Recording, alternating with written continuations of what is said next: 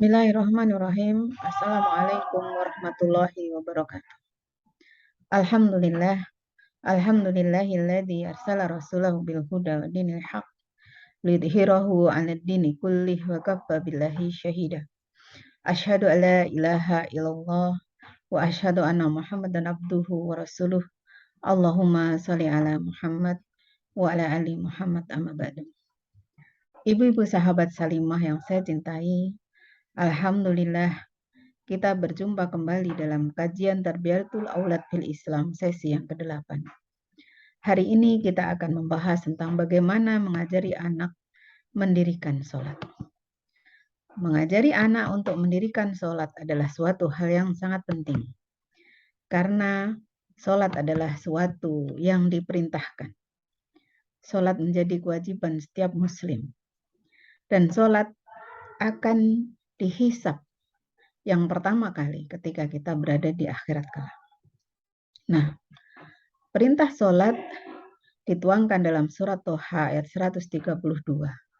Allah Subhanahu wa taala berfirman, A'udzubillahi minasyaitonirrajim.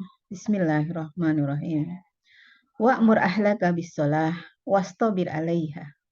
La nas'aluka rizqan nahnu narzuquk wal 'aqibatu littaqwa. Dan perintahkanlah kepada keluargamu mengerjakan sholat, dan bersabarlah kamu dalam mengerjakannya. Kami tidak meminta rizki kepadamu, kamilah yang memberikan rizki kepadamu. Dan akibat yang baik di akhirat adalah bagi orang-orang yang bertakwa. Nah, di ayat ini ada satu hal yang perlu kita garis bawahi, yaitu wa'mur ahlaka bis-shalah wastabir 'alaiha. Dan perintahkanlah kepada keluargamu mengerjakan sholat, dan bersabarlah kamu dalam mengerjakannya. Artinya, kita memiliki kewajiban untuk memerintahkan pada keluarga kita melaksanakan sholat dan bersabar dalam mengerjakannya. Pada saat kita memerintahkan, tentu sebelumnya adalah kita telah melakukan pengajaran. Sudah mengajari anak bagaimana cara sholat itu. Sudah memberikan kepada anak latihan-latihan dan pembiasaan-pembiasaan. Dan kita perlu bersabar dalam prosesnya. Bersabar dalam mengajarinya, juga bersabar untuk tetap istiqomah melaksanakan sholat dalam diri dan keluarga kita. Nah, perintah sholat yang lain ada di dalam surat Luqman ayat 31. Salah satu nasihat Luqman kepada putranya, yaitu ya bunayya aqimis sholah wa'mur bil ma'ruf wanha 'anil munkar wasbir 'ala ma asabak inna dzalika min azmil umur. Wahai anakku, dirikanlah sholat dan suruhlah manusia mengerjakan yang baik dan cegahlah mereka dari perbuatan yang mungkar. Dan bersabarlah terhadap apa yang menimpa kamu. Sesungguhnya yang demikian itu termasuk hal-hal yang diwajibkan oleh Allah. Jadi menyuruh anak-anak mendirikan sholat, ini adalah suatu wasiat yang penting dari setiap orang tua kepada anak-anaknya. Nah, lalu bagaimana kita mengajari anak untuk melakukan sholat? Yang pertama, yang perlu kita mulai dari diri kita adalah dengan memberi contoh pada anak-anak.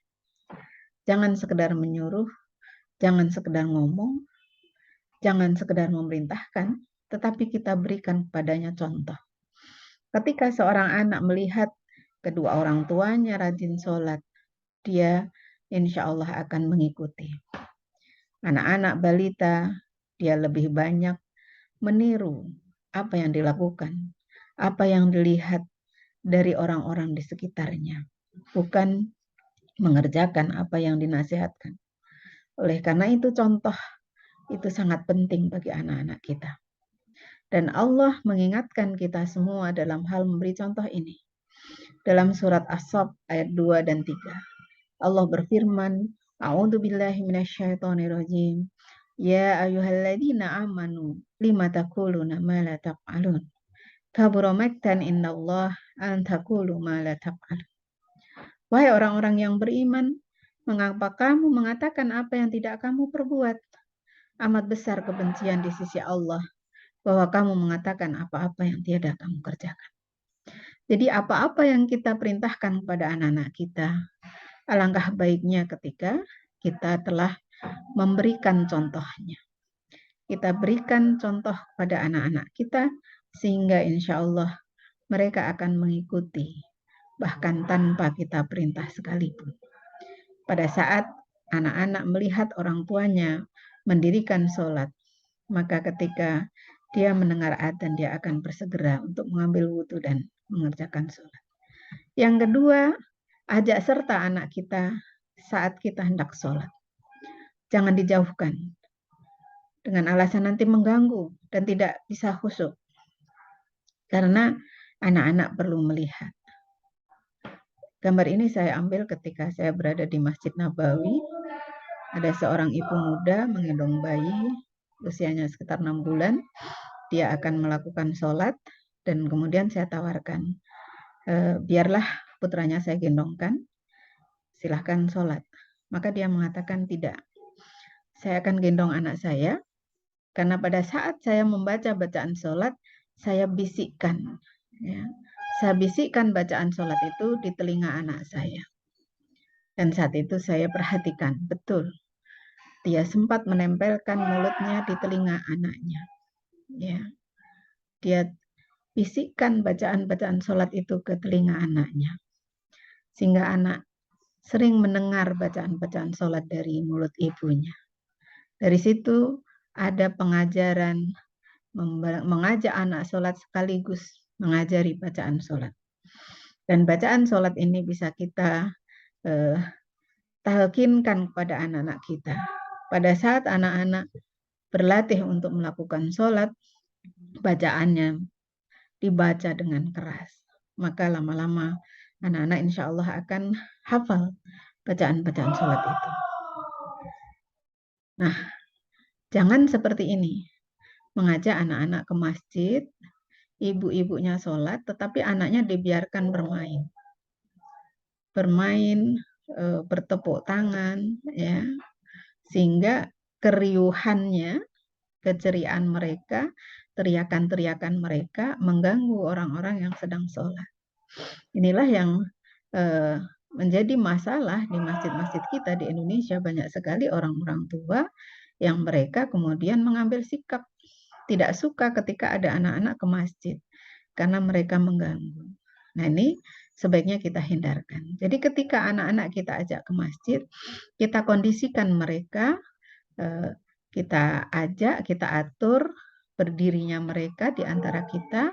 Kita pesan sebelum mereka pergi ke masjid bersama kita beritahu bahwa nanti ketika waktu sholat, ayo ikut sholat ibu, ayo ikut sholat mama, ya, ayo ikut sholat umi. Dan ketika kalian merasa capek, tidak ikut sholat, tenanglah, jangan berisik, ya, sehingga tidak mengganggu jamaah yang lain. Nah, jadi jangan sampai kita membiarkan anak-anak kita berkeliaran, bermain, bersuara, berteriak-teriak keras sehingga mengganggu orang sholat. Tetapi kita ajak bersama mereka untuk mendirikan sholat, ya. Dan kita ingatkan, kita beri pesan dari rumah supaya dia tidak mengganggu. Yang ketiga, ajari anak tata cara sholat dan biasakan mereka melakukan sholat meski belum bisa melakukan dengan sempurna. Nah, ini salah satu contoh gambar.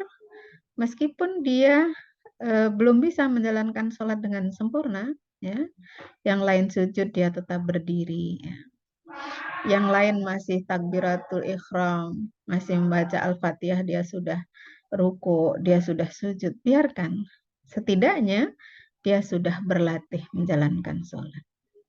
Dari berlatih menjalankan sholat lalu biasa melakukan sholat, insya Allah kelak dia akan mampu mendirikan sholat dengan sempurna.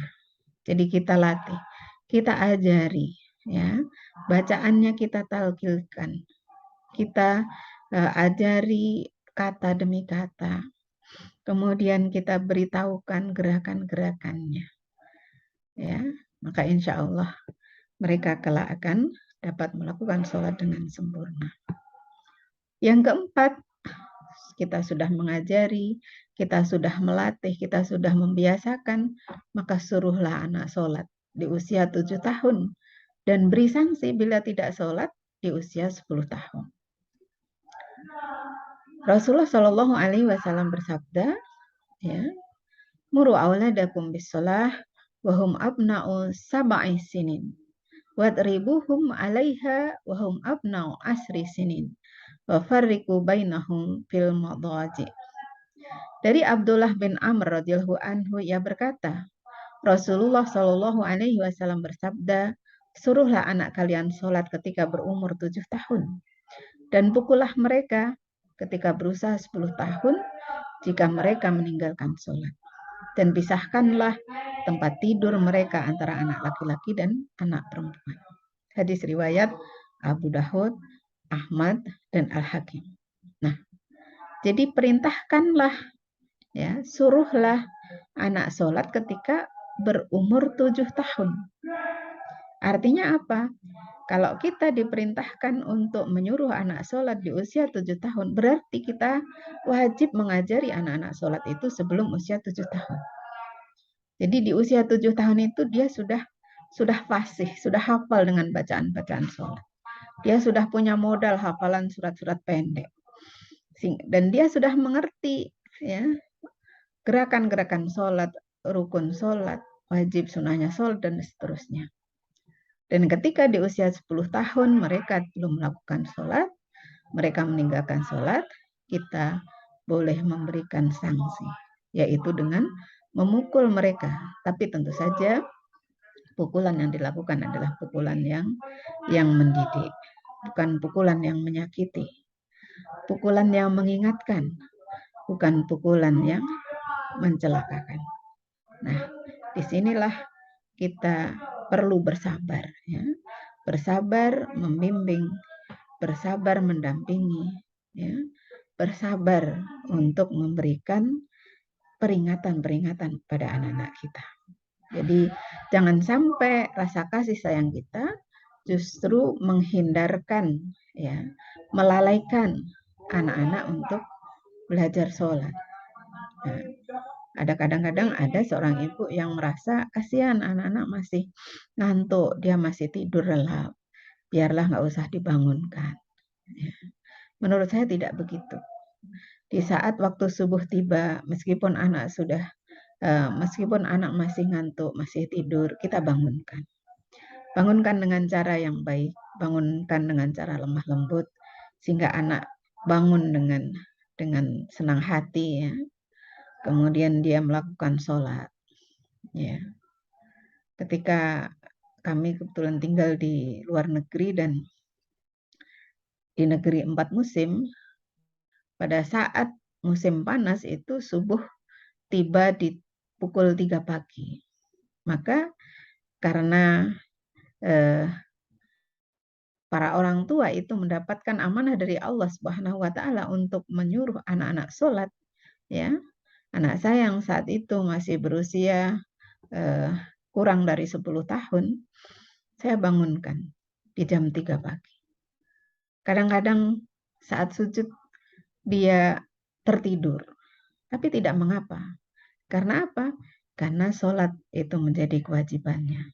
Dan seorang muslim harus melakukan sholat 5 kali sehari semalam.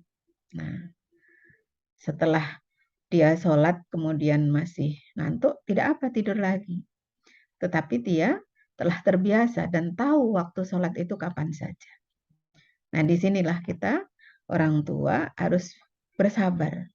Bersabar dalam melatih, bersabar dalam mendampingi anak-anak, membimbing anak-anak, supaya mereka dapat mendirikan sholat di kala dewasa nanti. Ya, jadi tidak lagi melupakan, tidak lagi melalaikan, dan seterusnya. Yang kelima, terus berdoa agar istiqomah, ya, istiqomah dalam melaksanakan sholat. Ya, doa kita untuk anak-anak kita yang dituliskan di dalam Al-Quran, surat Al-Furqan ayat 74. Rabbana hab lana min azwajina wa dzurriyyatina qurrata a'yun waj'alna lil muttaqina imama. Ya. Ya Rob kami, anugerahkanlah kepada kami, istri-istri kami, dan keturunan kami sebagai penyenang hati kami. Dan jadikanlah kami imam bagi orang-orang yang bertakwa. Kalau kita berdoa agar anak-anak keturunan kita menjadi orang-orang yang menyenangkan hati kita, salah satunya adalah anak yang rajin sholat, anak yang rajin beribadah. Ketika kita berdoa, jadikanlah kami imam bagi orang-orang yang bertakwa. Tentu imam orang yang bertakwa itu adalah orang-orang yang rajin mendirikan sholat. Dan terkhusus doanya Nabi Ibrahim alaihissalam. Robbi ja'alni muqimas sholati wa min dzurriyyati. Rabbana wa taqabbal doa. Ya Robku, jadikanlah aku dan anak cucuku orang-orang yang tetap mendirikan sholat. Ya Rob kami, perkenankanlah doa. Ya. Jadi berdoa agar diri kita menjadi orang yang menegakkan sholat dan juga anak cucu kita. Nah, doa ini menjadi sebuah harapan, menjadi penguat bagi kita semua karena kita adalah manusia biasa yang kadang-kadang lupa, kadang-kadang hilaf. Yang terakhir, tawakal kepada Allah Subhanahu wa taala. Kita sudah berusaha, kita terus membimbing, mendampingi anak-anak kita. Maka kita serahkan pada Allah Subhanahu wa taala. Agar Allah lah pemegang hati anak-anak kita ini yang menjadikan anak-anak kita istiqomah dalam ibadahnya. Dia mendirikan sholat di dalam kehidupannya. Sehingga sholat itu benar-benar berfungsi. Inna sholata tanha anil fahsya'i wal munkar. Sesungguhnya sholat itu mencegah dari perbuatan fahsya dan munkar. Sehingga anak-anak kita selamat fid dunya wal akhirah. Dan semoga kita dikumpulkan bersama keluarga-keluarga kita, bersama saudara-saudara kita di dalam surga Allah Subhanahu wa taala. Wallahu a'lam bishawab.